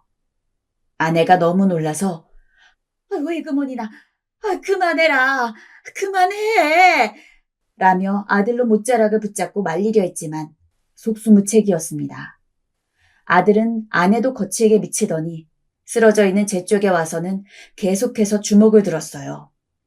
어떻게든 아들놈의 폭력을 말리고자 아등바등 거렸지만 소용이 없었습니다. 술에 취해서 이미 제정신도 아니었고 워낙 힘이 센 놈인지라 제가 어떻게 할 수도 없었죠. 만약에 딸들이 깨어나서 그 장면을 보고 경찰에 신고하지 않았다면 저는 아마 그날 아들놈 손에 어떻게 됐을지도 모를 겁니다. 아들놈 때문에 경찰서에 갈 때마다 또 왔냐면서 너스레를 떨던 경찰도 제 꼴을 보더니 처음으로 아무 말도 안 하더라고요. 저를 안쓰럽고 측은하게 바라볼 뿐이었죠. 창피도 이런 창피가 없었습니다. 하지만 엎친 데 덮친 격이라고 그 난리가 일어난 뒤로 아들놈은 집에 들어오지 않았어요. 처음엔 며칠 그냥 얼굴을 안 비추는 거라 생각했지만 한 달째 발길이 없자 그제야 아들이 떠났다는 걸 알게 되었습니다. 이제 그만해. 우리한테 아들은 없는 거야. 경찰서에서 마지막으로 봤던 아들 모습이 생각나지 않는 것은 아니었지만 이미 아들놈이 저에게 손찌검을 하고 아내를 밀친 순간부터 이 녀석이 우리를 부모로 생각하지 않는다는 것은 확실해졌습니다. 기껏 고생해서 낳아놨더니 부모 취급을 안 하고 제게 손을 올렸는데 저라고 그 녀석을 왜 아들로 취급하겠습니까? 그냥 처음부터 딸 셋밖에 없는 것처럼 살아가기로 저는 마음을 먹었어요. 하지만 아내는 아니었죠. 자려고 누워있다가도 아들 이름을 부르면서 혼자 훌쩍거리기도 하고 제가 워낙 싫어하니 저 몰래 밖으로 나가서 동네 사람들한테 저희 아들 본 적 없냐면서 찾으러 다니곤 했습니다. 아내 마음이 이해가 되지 않는 건 아니었어요. 직접 10달 동안 배 안에 품고 낳은 자식이니 어찌 그립지 않을 수가 있겠습니까? 저도 아들이 소중했던지라 사실 냉정하게 부모 자식 간의 연을 끊기로 결심해놓고도 종종 꿈에 아들 녀석이 나와 보고 싶다는 생각이 들곤 했습니다. 하지만 아들놈이 먼저 찾아와서 무릎 꿇고 저와 아내에게 사과를 하면 모를까 사과는커녕 어디 있는지 생사도 알 수 없는 상황에서 저희가 뭘 더 할 수 있겠습니까? 저는 그저 아들놈이 모든 걸 내려놓고 저희에게 돌아오기만을 바라고 있었어요. 그러던 어느 날 아내가 몰래 집 밖으로 나가 엉엉 울고 있더라고요. 그간은 아내의 마음을 이해하고 있었기 때문에 일부러 모른 척하고 있었지만 아내가 몇 달을 넘게 아들을 찾느라 시간을 허비하고 혼자 밤마다 저러고 있으니 그때부터는 아내도 병이 나겠다 싶어 저도 가만히 있을 수가 없겠더라고요. 부모한테 손 올리는 녀석이 어떻게 자식이야? 당신도 그만 그 망나니 같은 놈 잊어버려. 하지만 여보, 어떻게 그래요? 내 아들인데, 우리 아들인데. 그래도 우리 아들인데. 내 그동안 당신 마음 이해해서 아무 말도 안 하고 있었지만 다신 찾지 마. 앞으로 한 번만 더 내 눈에 그놈 찾는 거 눈에 띄면 정말 나도 가만히 있지 않을 거야. 집에 있는 그놈 사진부터 다 불질러 버릴 거라고. 제가 그렇게까지 나서니 아내도 생각을 정리한 모양입니다. 하룻밤을 꼬박 세우며 아무 말도 안 하던 아내는 그 이후부터 아들에 대한 이야기를 점점 하지 않게 되었죠. 그리고 저와 딸들 역시 아들에 대한 이야기는 가급적 꺼내지 않으려고 했습니다. 간혹 가다가 가슴에 머무리 맺히듯 생각이 나더라도 애써 흘려보내며 그렇게 아들을 점점 잊어가려 했습니다. 아들이 죽은 셈 치고 아내와 저, 그리고 세 딸들만이 한 가족으로 산 지 15년. 딸들은 각자 자기 짝을 찾아서 분가를 했습니다. 딸들이 저희 품을 떠나 새로운 둥지를 튼다 하니 어쩐지 시원섭섭한 기분이더라고요. 앙앙 울며 땅을 기던 것이 엊그제 같은데 어느새 저렇게 다들 훌쩍 커가지고 남편을 만난다니까 마치 제 딸들이 아닌 것 같았습니다. 딸들은 결혼을 하자마자 아이를 낳았고 덕분에 저는 얼마 되지 않아서 4명의 손주를 둔 할아버지가 되어 있었죠. 손주가 생긴 뒤로는 한동안 손주들을 보는 낙으로 살았던 것 같습니다. 사실 딸들은 자식임에도 불구하고 그렇게 애지중지하거나 귀여워하며 키운 기억은 없었는데 손주는 느낌이 달랐어요. 한동안 거의 웃지 않던 아내도 딸들이 아이들을 낳은 이후부터는 제법 얼굴에 웃음꽃이 피었습니다. 첫째한테 핸드폰을 쓰는 법도 배워서 손주들이 놀러오면 사진을 찍고 그걸 배경화면으로 설정도 하고 그랬죠. 그 모습을 보니 저도 마음이 편해졌고 그전까진 가끔 아들을 부르면서 잠꼬대를 하던 일도 있었으나 손주 녀석들이 생긴 뒤론 그러는 일도 줄어들었습니다. 그렇게 가정의 평화가 찾아오자 저는 본격적으로 뭔가를 해보고 싶은 마음이 들었습니다. 나이는 자꾸 들어가고 그전까지는 집안이 워낙 소란스러웠던지라 뭘 하려고 해도 영 집중이 안 됐는데 딸이 먼저 제게 사업을 해보는 게 어떻겠냐 하더라고요. 다 늙어서 될까 싶었지만 딸은 더 늙기 전에 뭐라도 해보자고 절 설득했고 저는 딸을 믿고 농작물을 인터넷으로 파는 사업을 하나 시작했습니다. 컴퓨터 사용법도 몰랐기에 딸이 하나하나 알려줘야 했지만 딸의 도움을 받으니 그것도 못할 일은 아니더군요. 열심히 배우다 보니 금세 기술을 터득했고 딸도 흐뭇해하며 사업을 도와주었습니다. 다행스럽게도 사업은 점점 승승장구했고 한번 매출이 늘자 점점 안정되기 시작했습니다. 딸들 중 몇몇은 저를 따라 사업에 뛰어들기도 했죠. 그 결과 꽤 알부자라고 부를 수 있을 정도로 재산을 모을 수 있었습니다. 딸들 덕이 큰지라 어느 정도 재산이 모이자마자 저는 딸들 집에 골고루 타고 다닐 차도 한 대씩 사줬고 나중에 죽으면 물려주려고 자그마한 집 한 채도 사놓았습니다. 그리고 원래 저랑 아내랑 살던 집도 좀 더 넓은 곳으로 이사를 갔죠. 아내가 전부터 마당 있는 집에 살고 싶다고 노래를 불렀는데 그 소원도 이제야 이루어질 수 있었습니다. 그리 살갑지 않은 남편이긴 했지만 이제서라도 조금이나마 다정한 남편 노릇 좀 해보려고 팔자에도 없는 데이트 신청도 하며 노년의 평화를 즐겼어요. 그리고 아마 그날도 아내와 같이 시간을 보낼 겸 근처 공원에서 저녁 운동을 하고 돌아오는 길이었을 겁니다. 익숙한 골목을 지나서 집으로 오는데 저희 집 문 앞에 웬 까만 벤츠 승용차 한 대가 서 있더라고요. 문을 완전히 가로막고 있어서 가까이 가가지고 왜 사람 사는 집 앞에 차를 그리 바짝 대냐고 한마디 하려고 했는데 뒷자리에서 웬 건장한 남자가 내렸습니다. 검은 양복을 쫙 빼입은 게 아무리 잘 봐줘도 뒷골목 사람이었죠. 자연스럽게 얼굴을 쳐다봤는데 저는 순간 멈칫했습니다. 잘못 본 건가 싶어 눈을 비벼도 앞에 보이는 얼굴은 그대로였죠. 아닐 거야 라고 생각을 했지만 아무리 봐도 눈앞에 있는 남자는 15년도 더 전에 집을 나가서 연락 한 통 안 했던 아들놈이었습니다. 어머니, 아버지. 아들의 목소리에 너무 놀란 아내가 털썩 주저앉고 아들놈 발끝만 보다가 엉엉 울기 시작하는데 저는 아무런 말도 할 수 없었죠. 제가 가만히 바라보고만 있으니 아들놈은 저와 아내 앞에 털썩 무릎을 꿇었습니다. 잘못했어요. 어머니, 아버지. 저 기억하시죠? 승윤입니다. 불효자 한 번만 용서해 주세요. 잘못했습니다. 일단 들어와라. 길 가던 사람들이 다 흘기들기 쳐다보는 통에 우선 아내를 일으키고 아들을 집 안으로 데리고 들어왔습니다.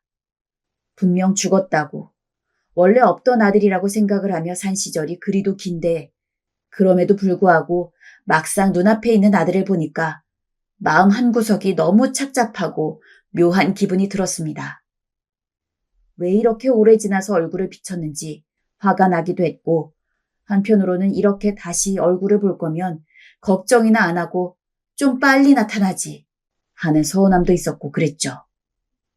할 말은 많았는데 차마 뭐부터 얘기해야 할지 몰라서 저는 굳은 얼굴로 계속 입을 다물고 있었습니다.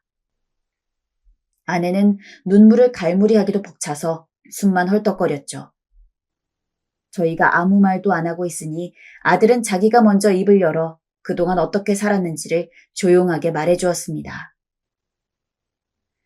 처음 아들을 다시 만났을 때 뒷골목 사람처럼 보였던 게 괜한 것이 아니었던 게 아들은 집을 나가고 나서 먹고 잘 곳을 구하느라 웬 조직폭력배 따까리로 들어갔다고 합니다. 거기서 온갖 고생을 다 하다가 큰 사고에 휘말려서 교도소에 있었다고 하네요. 그 세월이 무려 10년이랬습니다. 단추를 꽉꽉 채운 긴 팔을 입었는데도 불구하고 드문드문 보이는 문신 자국을 보니까 한숨이 절로 나더라고요. 그나마 불행 중 다행히도 교도소에서 살고 나온 아들은 그때서야 자기가 지은 죄를 반성하고 저와 아내 생각이 났다고 했습니다. 당장이라도 돌아가서 잘못했다고 빌며 다시 저희와 함께 살고 싶었지만 아무리 생각해도 그건 너무 면목이 없어서 스스로가 판단하기에 예전과 다르게 완전히 개과천선하고 어느 정도 사람 구실을 하게 되면 그때 가서 부모님께 용서를 빌 거라는 마음으로 죽어라 일만 했다고 합니다. 그 이후로 아들은 일을 가리지 않고 시간이 되는 대로 열심히 돈을 버느라 바빴다고 했죠. 일용직 노가다를 뛰다가 떨어지는 철근에 다리를 다쳐 몇 주간 병원 신세를 진 적도 있었고 마음 잡고 일을 하려고 했더니 어떤 이상한 놈들이랑 시비가 붙어서 다시 한번 경찰서에 갈 뻔한 적도 있었다고 하고, 너무 사연이 길어 모든 걸 다 자세히 듣진 못했지만 그 젊은 나이에 온갖 휘황찬란한 일들을 다 겪었던 것 같더라고요. 아버지, 어머니, 번번이 집으로 찾아와 용서를 빌고 싶었지만 이미 돌이킬 수 없는 강을 건넜다고 생각했어요. 그래서 그냥 이번 생은 혼자다라는 마음으로 살았던 것 같습니다. 하지만 계속 아버지와 어머니께 저질렀던 잘못들, 그리고 마음 아프게 해드린 것들이 정말 마음에 많이 남았어요. 아버지, 어머니, 제가 오래전 두 분에게 저질렀던 잘못을 용서해 주세요. 정말로 깊게 반성하고 있습니다.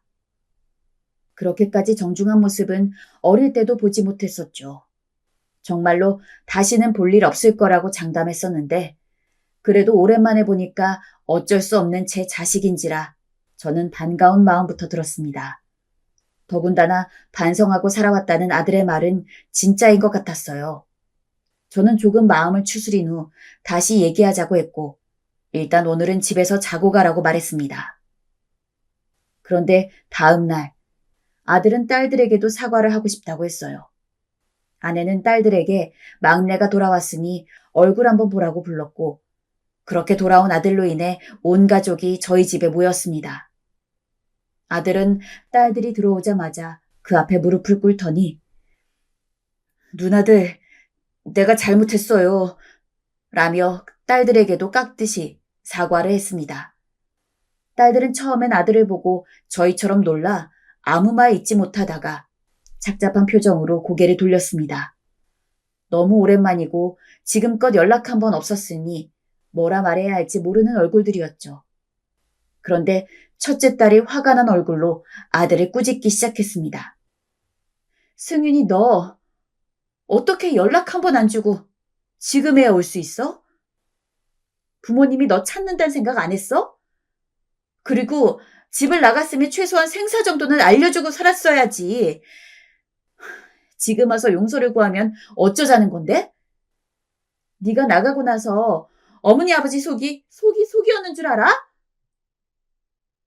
미안해요, 누나. 정말 잘못했어요.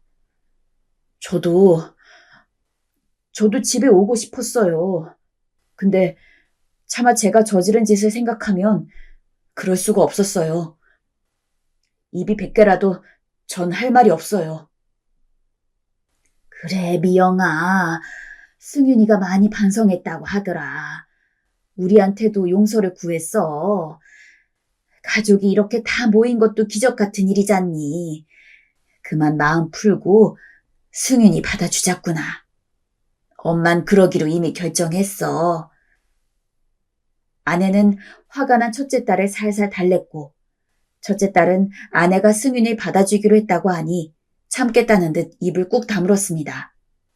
그리고 저희 가족은 오랜만에 저녁 밥상을 함께 하게 되었습니다.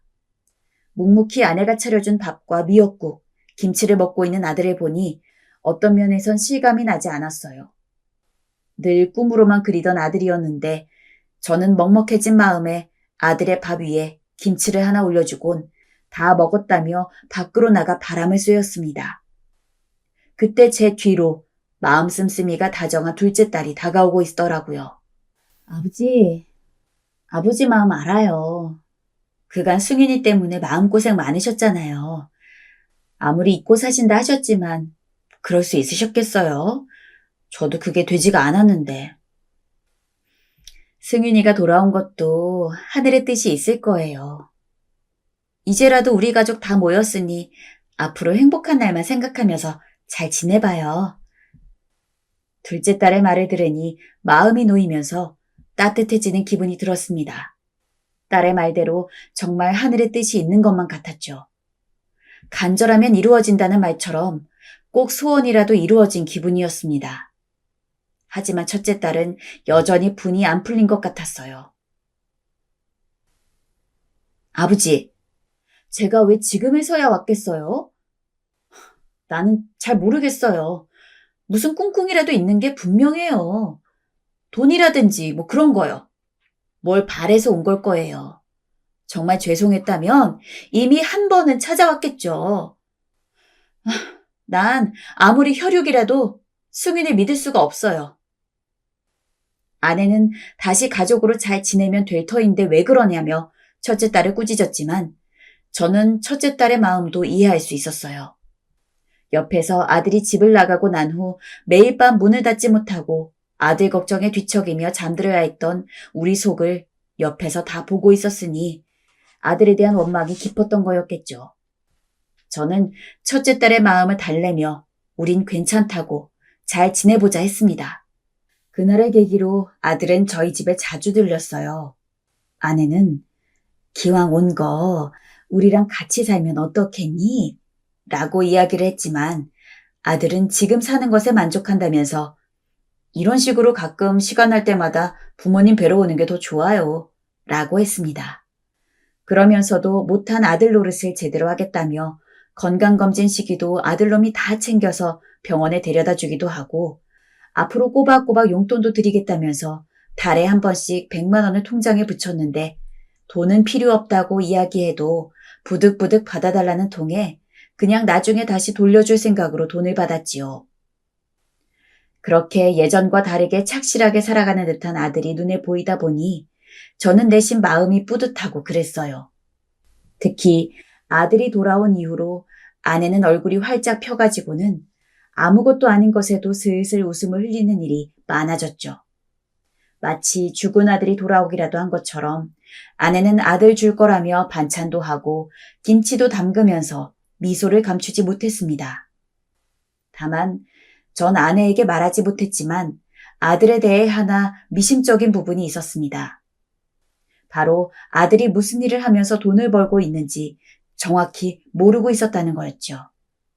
저번엔 넌지시 아들에게 물어보기도 했어요. 그래, 회사 다니고 있냐? 아니요, 아는 형 따라서 작은 사업하고 있어요. 사업? 무슨 사업? 아마 설명해도 모르실 거예요. 문제되는 건 아니니까 걱정 마세요, 아버지. 요즘 젊은 놈들이 하는 일이야 늙은 저로서는 모르는 게 당연하다고 하지만 그래도 아예 설명 자체를 못 들으니까 어딘가 가슴 한구석이 묵직했습니다. 아무리 개과천선했다고 할지라도 과거에 엇나갔던 전적이 있다 보니 혹시나 또 그런 모습을 보일까봐 걱정이 싹트는 것까지 막을 순 없었죠. 하지만 괜히 긁어부스럼 만들고 싶지 않아서 간혹가다 불안감이 치밀어도 그저 지금 잘하고 있는 아들 모습 보며 애써 잊었습니다. 그리고 몇 달 후 바로 지금 사연을 쓰기 석 달 전 아들로 인해 새로운 고민이 생기게 되었죠. 사실 지금 이렇게 여러분들에게 제 이야기를 하게 된 것도 이 일이 계기가 되었습니다. 한창 아들이 사업인지 뭔지 하면서 그래도 열심히 사는 것 같길래 마음도 조금 안정이 되어서 그래, 이 녀석이 드디어 사람 구실하는구나 라는 생각이 제 머릿속에 자리 잡힐 때쯤이었습니다. 한동안 바쁘다며 연락도 제대로 못하던 녀석이 갑자기 저에게 할 말이 있다며 집으로 와도 되냐고 묻더라고요. 저희야 당연히 오라고 했죠. 부탁이 뭔지도 궁금했고 오랜만에 보는 아들 얼굴이기 때문에 간만에 회포나 좀 풀 생각이었습니다. 그러나 아들 녀석은 저희 얼굴을 보자마자 대뜸 본론부터 꺼냈습니다. 제가 지금 하는 사업을 좀 더 키우려고 하는데 돈이 좀 모자라요. 나중에 성공하면 이자까지 제대로 쳐서 갚을 테니까 혹시 10억만 투자해 주실 수는 없을까요? 10억. 제가 아무리 그동안 돈을 많이 벌어놔서 여윳돈이 있다지만 일반적인 기준으로 10억이 적은 돈이 아니란 건 잘 알고 있습니다. 대체 무슨 사업을 하길래 대뜸 10억이나 되는 돈이 필요하다고 하는지도 모르겠고 애초에 돈을 빌리고 싶으면 무슨 일을 하고 있는지부터 제대로 이야기를 해준 다음에 돈을 빌리는 게 순서 아니겠습니까? 네 녀석이 구체적으로 어떤 식으로 일을 하고 사업을 하는지를 우리한테 제대로 설명을 해야 될 거 아니냐. 아버지, 이게 진짜 그 말씀을 드리기가 좀 어려워서 그래요. 나중에 제대로 성공하고 나면 꼭 눈으로 보여드릴 테니까 이번 한 번만 좀 믿어보시면 안 될까요? 아들은 그저 자기 믿어달란 말을 하며 돈을 요구했습니다. 아무리 아들에 대한 신뢰가 전과는 다르게 높아졌다지만 그 어떤 상황 설명도 없이 10억을 빌려준다는 건 저에겐 있을 수 없는 일이었습니다. 제가 절대 안 된다고 강경하게 나오자 아들은 결국 다음에 다시 오겠다면서 저희에게 인사를 하고 밖으로 나갔죠. 그런 저를 보고 아내는 그래도 이제 마음 잡고 사는 애인데 한번 믿어주지 그래요. 우리가 돈이 없는 것도 아니고 그 정도는 해줄 수 있잖아요. 라며 제가 너무 냉정하게 굴었다고 타박하더군요. 하지만 저는 잘 모르겠습니다. 비단 아들이 그런 부탁을 해서가 아니라 딸들 중 하나가 그런 식으로 돈을 빌려달라고 했어도 저는 아마 거절했을 거예요. 돈을 날리는 것은 문제가 되지 않았지만 괜히 그 돈 빌려줬다가 알고 보니 좋지 않은 일에 손대고 있어서 옛날과 같이 큰 사달을 일으킬까봐 그게 참 두려웠습니다. 하지만 아내 반응을 보니 제가 너무 마음 잡고 살려는 아들을 다시 옥죄는 것이 아닌가 싶기도 하고 참 막막했지요. 그런데 다음날 아들이 또 찾아왔어요. 아버지, 생각해보셨어요? 승윤아, 10억이란 돈은 우리에게도 큰 돈이야. 아무리 내 사업이 성공해서 번듯하게 부족함 없이 산다지만 왜 갑자기 빌려달라는 건지 설명도 않고 막무가내로 그러면 난 그 돈 빌려줄 수가 없다. 저는 여전히 예전에 했던 말 그대로 똑같이 제 입장을 밝혔지만 아들은 그 자리에서 한숨을 푹 내쉬었어요. 그리고 조금은 서늘한 눈으로 절 보더군요. 아버지, 혹시 제가 못 믿어오신 거예요? 그게 무슨 말이냐? 누나 말처럼 제가 돈 때문에 아버지를 찾아왔다든지 그렇게 생각하시는 거냐고요? 그게 아니다. 네가 그리 의심하니 솔직히 말하면 혹여나 그 큰 돈을 가지고 나쁜 일에 손이라도 될까봐 그런 거야. 그러니 말해다오. 한마디로 저를 못 믿으시겠다는 거군요. 아버지 의견 잘 알겠습니다. 전 그래도 어머니 아버지께 죄송스럽고 키워주신 은혜를 갚겠다고 어렵게 돌아온 건데 아버지에게 여전히 전 19살 사고나 치고 다니는 망난이었네요. 그걸 모르고 절 믿어주실 줄로만 알고 왔던 제 자신이 바보처럼 느껴질 지경입니다. 더 이상 아버지와는 할 말 없습니다. 전 그만 가보겠습니다. 편히들 쉬세요. 잠깐만, 승윤아! 승윤아! 솔직한 마음을 고백했지만 아들은 상처를 받은 건지 잔뜩 화가 난 얼굴로 돌아서 버렸습니다. 아내는 아들을 쫓아나가 저 대신 사과를 하고 난리를 치다가 그대로 아들의 화가 풀리지 않자 저에게 와선 웬 괜한 말을 꺼내 아들의 마음에 상처를 주었냐며 절 들들 볶았어요. 저도 아들이 그렇게 나가니 마음이 좋지 않았어요. 정말 아내의 말대로 그냥 돈을 빌려줬어야 했나 하는 생각이 들었지요. 그렇게 잠 못 들고 마음이 복잡해져 가고 있을 무렵 갑자기 험상궂게 생긴 남자가 저희 집 근처를 어슬렁거리고 있더군요. 커다란 문신과 흉터에 우락부락한 몸, 좋지 않아 보이는 인상, 딱 봐도 험한 일을 하는 사람 같아 왠지 좋지 않은 예감이 들었습니다. 무슨 일인데 여기 있는 겁니까? 허나 제 말에도 그 사내는 바로 뒤돌아 가버리더라고요.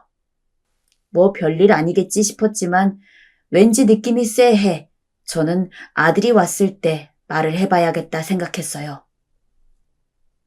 저는 아들의 얼굴이 어른거려 아들에게 돈 얘기를 하자며 다시 전화를 걸었고 아들은 돈 얘기라는 말에 못 이기는 척 자신이 집으로 오겠다고 했습니다. 아들이 집 앞에 도착할 시간에 전 아들을 마중 나가기 위해 집에서 조금 떨어진 길까지 걸어갔어요.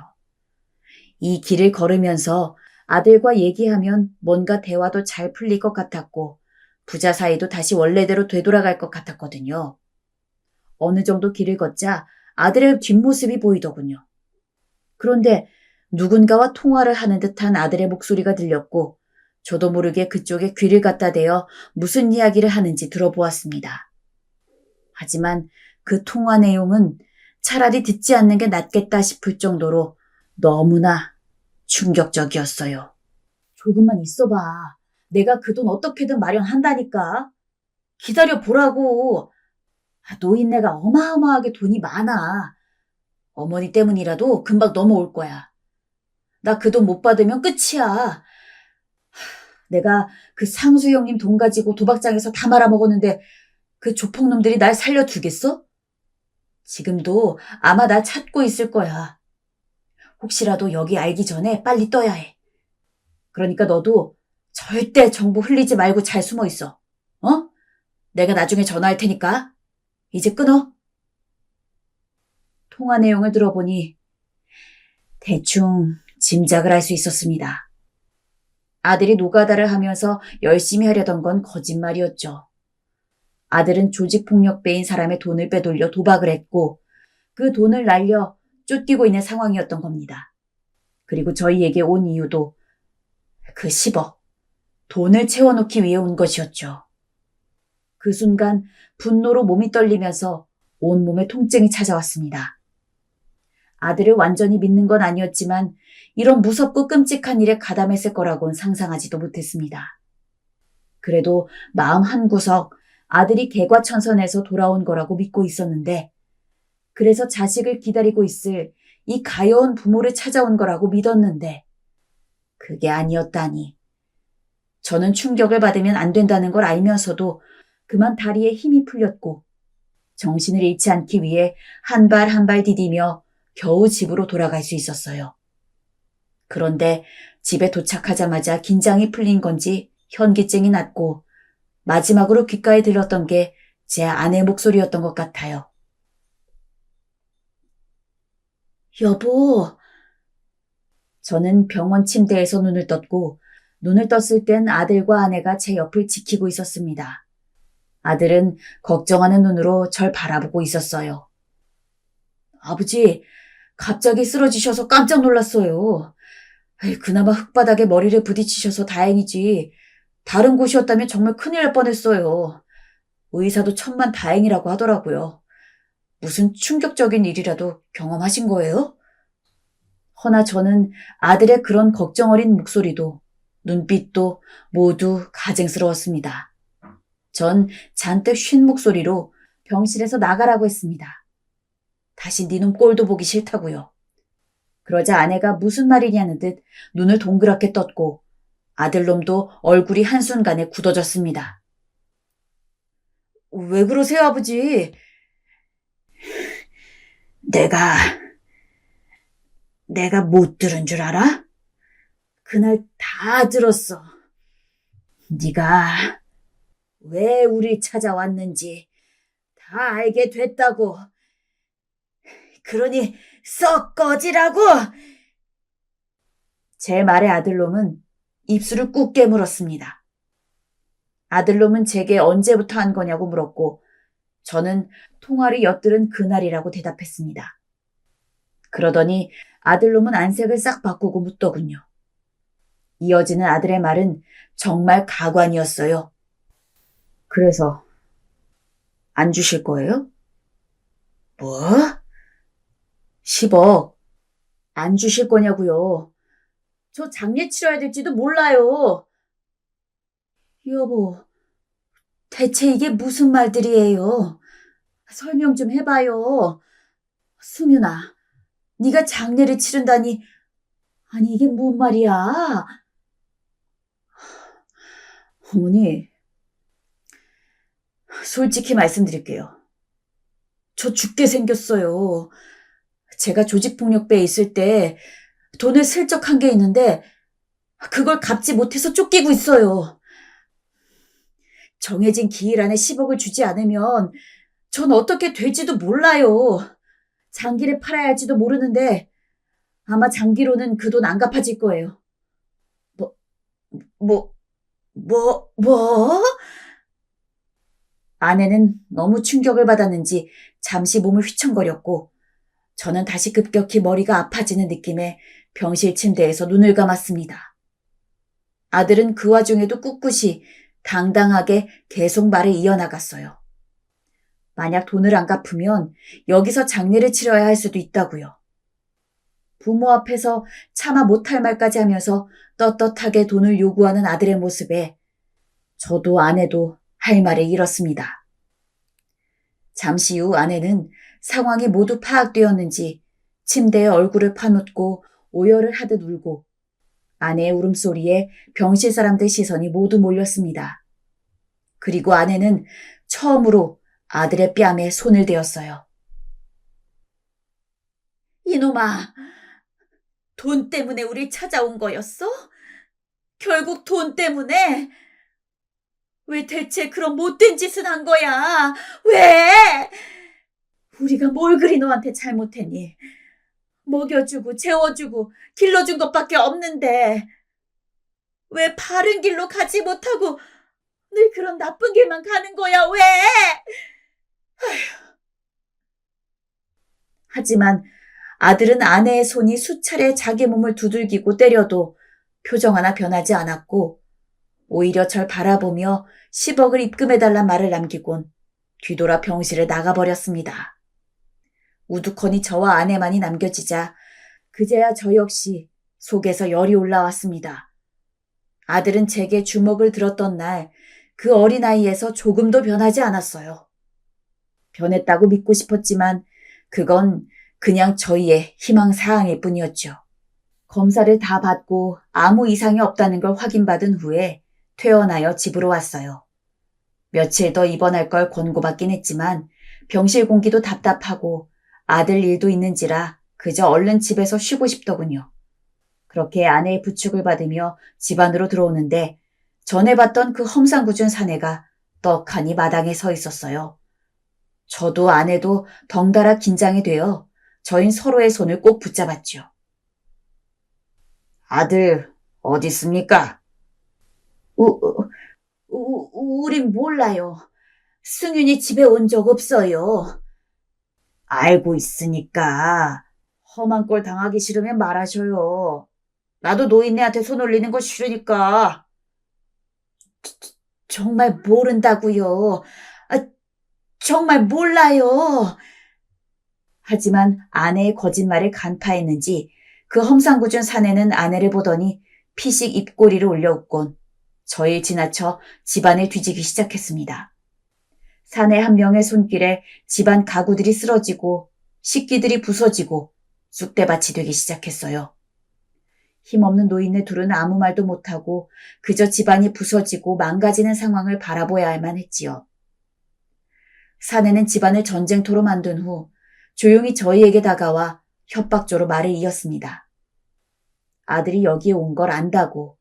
그러니 다시 아들이 여길 온다면 반드시 자기에게 연락하라고요.